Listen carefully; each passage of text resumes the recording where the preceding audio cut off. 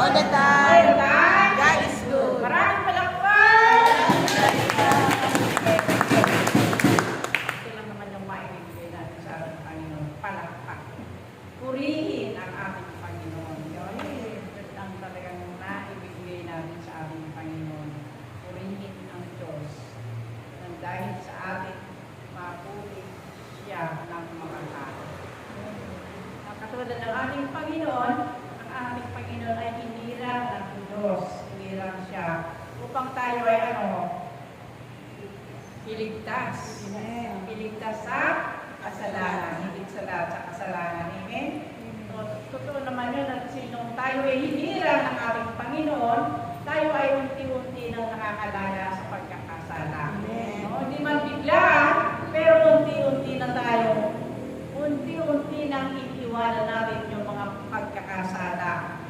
Unti-unti na tayo nagbabagong buhay. Amen? Kaya tayo hinirang ng ating Panginoon upang baguhin.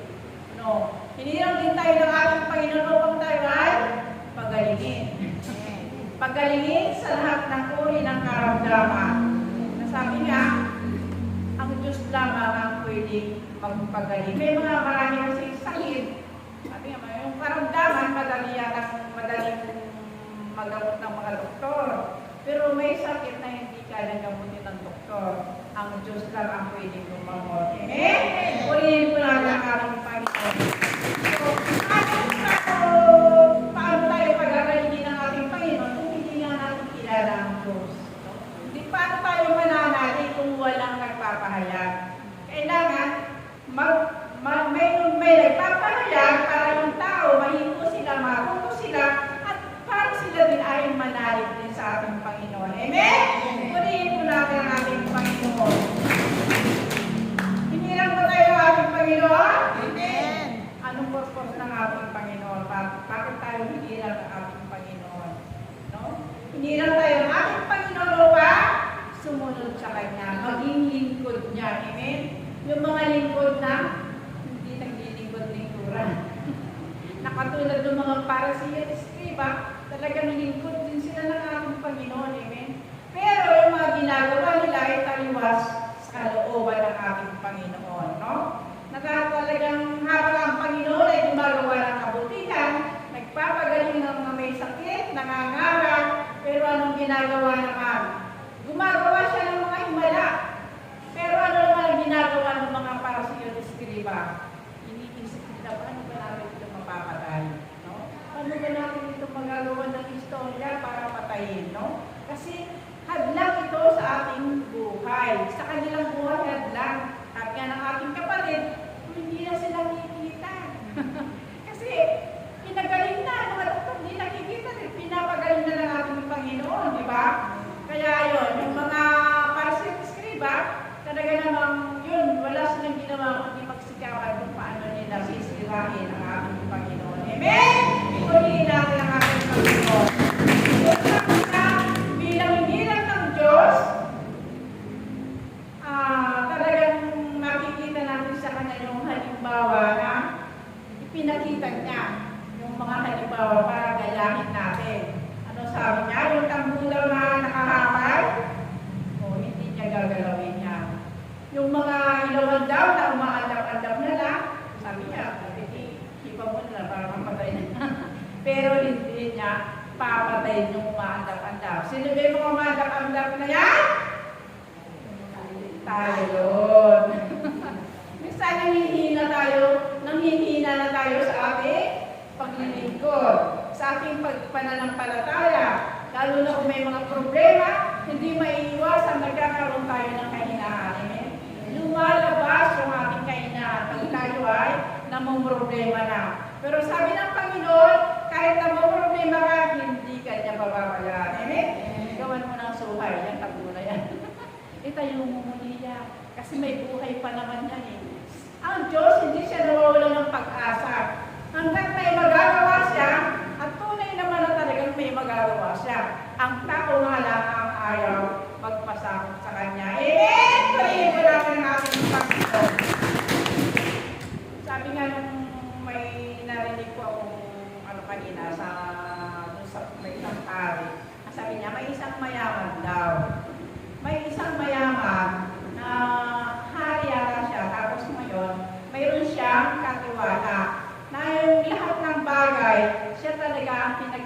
katiwalaan. No? Pero dumating yung araw, sa tagal ng paglilingkod nitong katiwala na ito, nagkakaroon ng hindi magandang ginagawa. No? Nung napalitaan daw ito ng hari, itong katiwala na ito, nagplano siya na patayin. Patayin niya na lang ang katiwala dahil masama nga yung ginagawa. Pero inisip naman daw niya, nasabi niya, kung ito ipapatayin ko, saglit lang yun. Saglit lang yung paghihirap niya. Kailangan pahirapan ko muna siya bago ko siya patayin. So, nag-isip po siya ng paraan kung paano niya mapapatay yung kanyang katiwala. Ang naalala niya, hahamunin ko ito ng isang labanan. Sabi niya, kasi sanay siya sa mga sandata, siguro mga espada, ganyan-ganyan. Sanay siya dyan, nakikipaglaban, nakikipagsayaran siya sa nakikipagdigma. Ang ginawa niya, hinamon niya na magano sila at pagalingan sila, magtuos sila ganon. Ang ginawa naman nung katiwala, siyempre wala siyang magagawa. Yun di sumunod ka na lang kasi may kasalanan ka din eh. Kaya naglaban daw yung dalawa na yun. Nung naglalaban sila, nung una, yung katiwala, talagang natatamaan itong hari. Medyo nananalo yung hari. Pero sa tagal yung nagilang aamak pa daw ito. Paglalaban, sa tagal na nagilang paglalaban, hindi naramdaman ng hari na nakakatalo. Marunong sinogla na yung katiwala na wala namang alam talaga yung sa ganon. Kaya sinasangga-sangga na siya ng katiwala. Kaya nung maramdaman niya na matatalo na daw siya nung kanyang kalaban, ang ginawa niya, pinahinto niya na. Ito na, sige na. Hanggang dito na lang, sabi niya ganyan. Sige, lumayas ka na lang. Pinalayas na lang niya yung katiwala.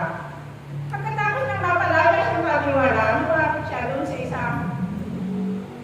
isang kaibigan. Sabi niya, bakit kaya ganun? Wala namang alam mo sa mga aramasi, pero bakit parang wala akong nagawa sa kanya? Natatalo niya ako. Sabi naman nung kaibigan niya, nag-advise, kasi po kamahalan, kayo po, yung ginawa nyo, para sa inyo lang mo. Naglalaro lang kayo. Kaya kayo natatalo. Pero yung walang alam, na hinamon nyo, nagkaroon siya ng kaalaman. Bakit? Kasi may purpose siya. Ang buhay niya ang nakatala sa labanan na yun. Sa'yo laro, pero sa kanya, buhay ang nakatala. Kapag buhay na ang nakatala, mahalaga na yun sa'yo. Amen? Sabi niya yung pala yun, yung tayo din daw sa buhay natin, pag tayo ay pinanghihinaan, kailangan maisip natin bakit tayo hinira ng ating Panginoon. May layo din ang Diyos sa atin. So mayroon tayong gagawin na kailangan yung gagawin natin na yun, ipagpapatuloy natin yun, na hindi tayo dapat madala ng ating kahinaan. May purpose. Katulad na lamang, sabi ko nga doon sa isang kong kapatid, sa isang kong kapatid tama, sabi ko ikaw, mahal na mahal mo yung mga anak mo. Mahal na mahal mo yung mga anak mo. At alam mo rin kung gaano kakamahal ng anak mo, mga anak mo.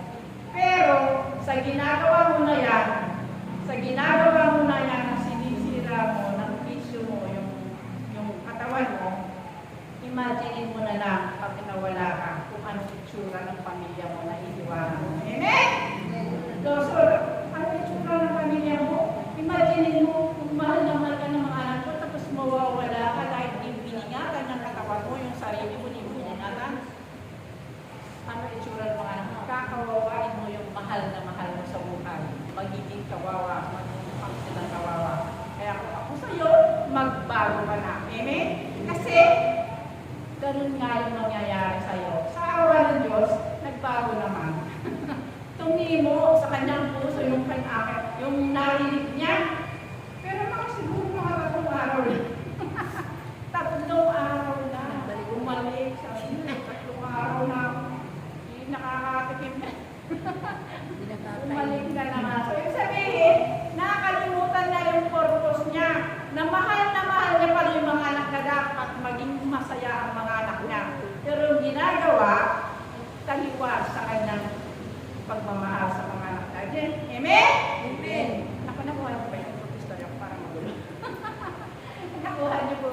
Amen. May layunin tayo sa sabihin, bagamat tayo ay pinanghihinaan sa ating pananampalataya sa Diyos, pero huwag natin kakalimutan yung purpose ng Diyos kung bakit tayo binigyan ng buhay.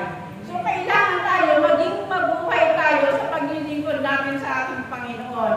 Kasi kung tayo po ay nagiging mabuhay sa paglilingkod natin sa ating Panginoon, nakikita ba ng ibang tao yun? Amen. Diba?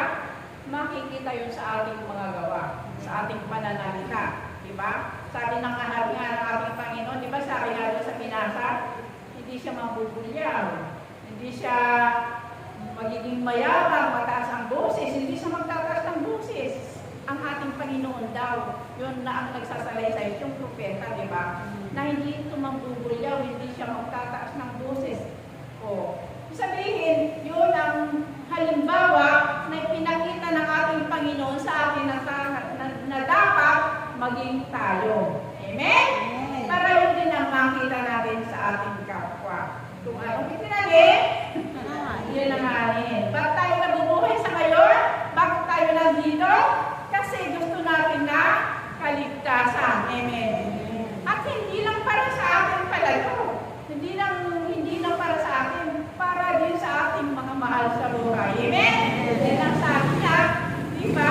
Kapag may 2 o 3 na nagkakaipon sa pangalan niya, ay naroon siyang kasama nila. Amen? O di ba? Para din sa ating mga mahal sa buhay ito, no? Saan man may 2, ano tawag mo? Saan may 2? Isa man Isa man ang maglingkod sa isang sambayan, ang lahat ay maliligtas. So, gamay na pala yung buong pamilya pala natin. Amen? Kaya yun ang pinaka-purpose ng ating Panginoon kung bakit tayo hinirap. At kung bakit nandito tayo, dapat yun din ang maging layunin natin. Amen? Hindi tayo magiging mataas, mayabang. Alam naman natin na yun, mga bawal sa atin sa pananalita natin. So, kailangan magkaroon na tayo ng pagpipigil sa sarili. So, hallelujah.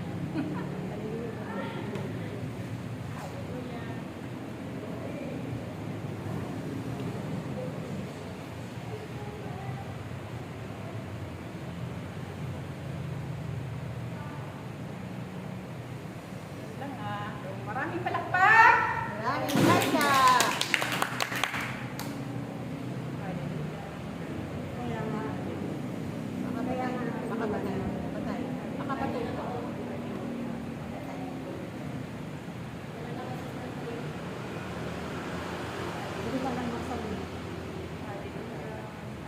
Kaya natin mga anak, tayo bilang anak ng Diyos, ay dapat tayo maging mababa, tayo maging makakaronan, at tayo maging mahinahon sa inyong isasalita. Tularan ninyo ang inyong Panginoon na may kababaang loob sa lahat ng oras. Ano ang mga tao ang ibinabat mo sa Kanya? Siya ay laging mababa sa Kanyang pananalitan. Ang inyong Panginoon ay nagbigay siya ng isang magandang halimbawa upang inyong tularan. Kaya nararapat lamang ating mga anak na bilang kayo ay lingkod at hinirang ng Diyos ay maging mababa kayo tulad ng inyong Panginoon. Nang sa gayon, ang inyong paglilingkod ay magkaroon kayo ng katagumpayan sa inyong paglilingkod sa Diyos na makapangyarihan sa lahat. Manatili kayo makaisa. Manatili kayo may mababa ang loob ating mga anak at makaisa kayo sapagkat kayo ay pinag-isa ng ating Ama. Kaya ang bawat isa ay maging totoo sa kanyang sarili at maging tunay ang inyong paglilingkod sa Diyos na makapangyarihan sa lahat. Kaya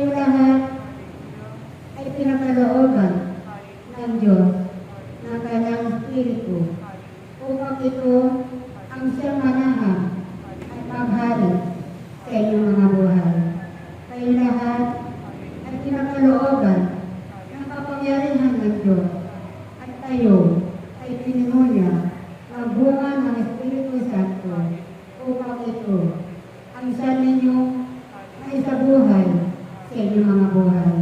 Kaya gamitin ninyo ang mga buhay ito na pinagkaloob sa inyo ng Diyos na makapangyarihan sa lahat, isang tumawag at kumira sa inyo. Maging matatatayo sa inyong paglilingkod sa Diyos. Ang pakatibay kayo sapagkat yan ang nararapat sa isang lingkod na hinirang ng Diyos.